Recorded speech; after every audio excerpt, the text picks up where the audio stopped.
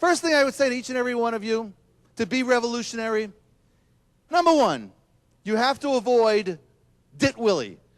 D-I-T-W-L-Y. It's called the ditwilly syndrome. It means did it that way last year. Whatever has worked for you in the past will not work for you in the future. Walter Landau and associates out of San Francisco, they developed corporate logo. And years ago, he says, never forget this. A product is made in the factory. A brand is made in the mind of the customer. How do they perceive you? How do they perceive what it is that you are selling to them today? Are you still selling products, which we know is passé, or are you selling them solutions? And that's what they want. If you were to interview your customers as to what they want, yes, they want the best product out there, and they want it delivered on time, and they want the advanced technology, and they don't want any hassle. They want the product to work. They don't want a science experiment. But they also want you to provide them with the aspirin so they can avoid those sleepless nights. True.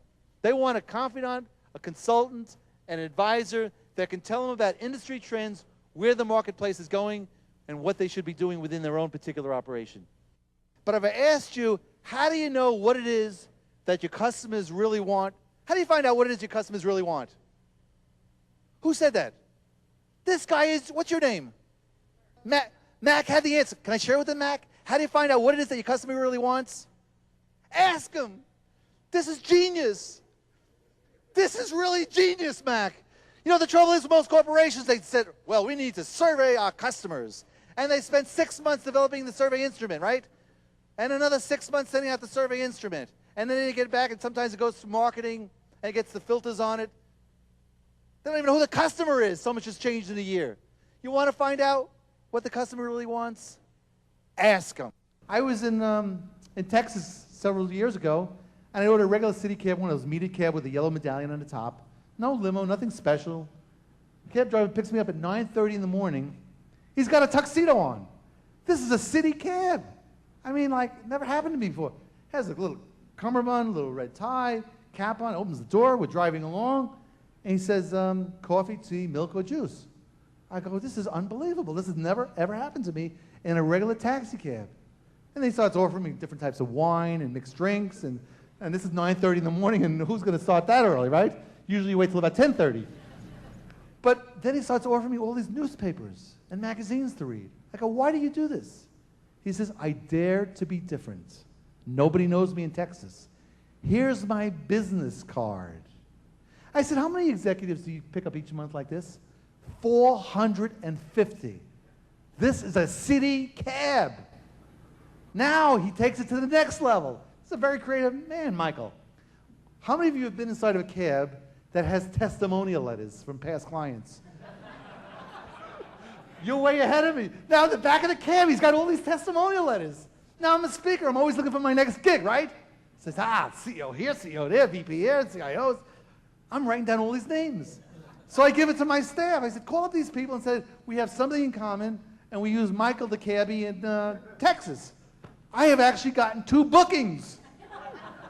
He has now become my surrogate agent. I mean, it's incredible. But he's daring to be different. People always ask me, okay, so how do we get the leadership in this room?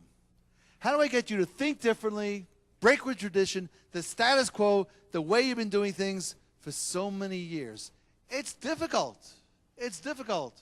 How many of you believe, and I know it's one of your traits, sincerely believe that innovation is the key to your growth? Show of hands. It's got to be universal.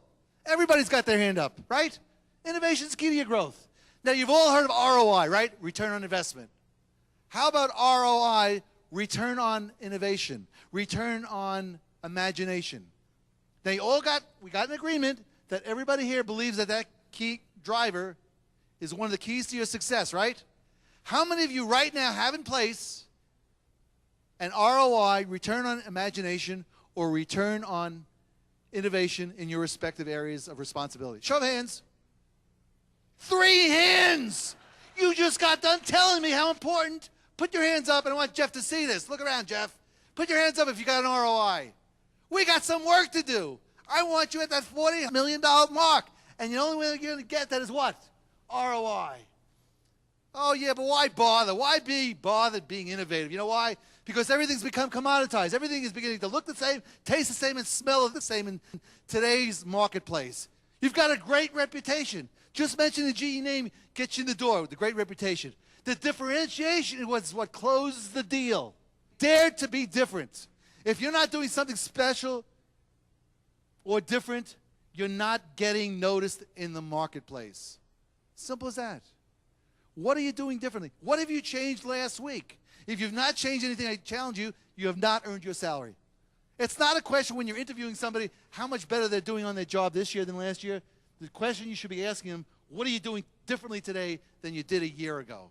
That's the big question to be asking the people who work for you. Next question you should be asking when daring to be different is, what am I doing necessary? And if it's not improving the bottom line, not improving the client relationship, stop doing it tomorrow.